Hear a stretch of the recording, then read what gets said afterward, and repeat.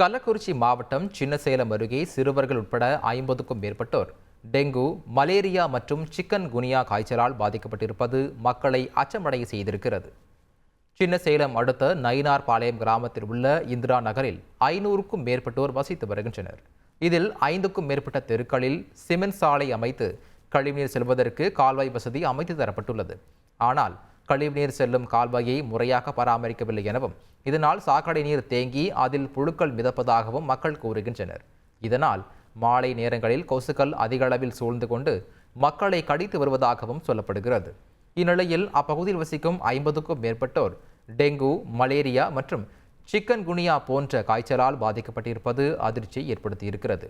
இதனிடையே அருகே உள்ள அரசு ஆரம்ப சுகாதார நிலையத்திற்கு சிகிச்சைக்காக சென்றால் அங்கு போதிய மருத்துவர்கள் இல்லை எனவும், முறையாக பரிசோதனை செய்யாமல் மாத்திரை மட்டும் கொடுத்து அனுப்பிவிடுவதாகவும் மக்கள் குற்றம் சாட்டி வருகின்றனர்.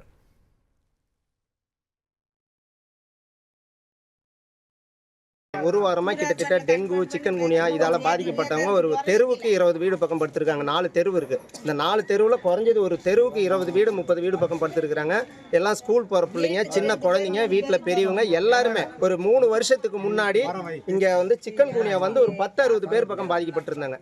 60 பேர் பக்கம் சிக்கன் குனியா பாதிக்கப்பட்டு ரொம்ப அவலக்கடமான நிலையில் கிடந்தாங்க. இந்த ட்ரைனேஜ் போட்டதுக்கு அப்புறம் பயங்கர கொசு தொல்லை.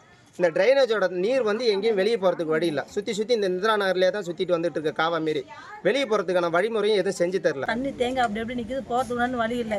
எங்கள் நிறைய கொசு டெங்கு கொசு நிறைய இருக்கிறதுனால எல்லாருமே கடிச்சு வைரஸ் காய்ச்சல் மாதிரி ஃபீவர் மாதிரி பரவிட்டு இருக்கு. இது யாருமே எந்த ஒரு ஸ்டெப்புமே எடுக்கல. ஜிஹெச்சில் எங்களுக்கு எந்த இது இல்லை, சலுகை இல்லை, ஊசி போட மாட்டேங்கிறாங்க. போய் பார்த்தா மாத்திரை மட்டும்தான் கொடுக்குறாங்க. அதனால எங்களுக்கு இந்த சாக்கடை தண்ணி தீர்வு பண்ணுங்க சார்.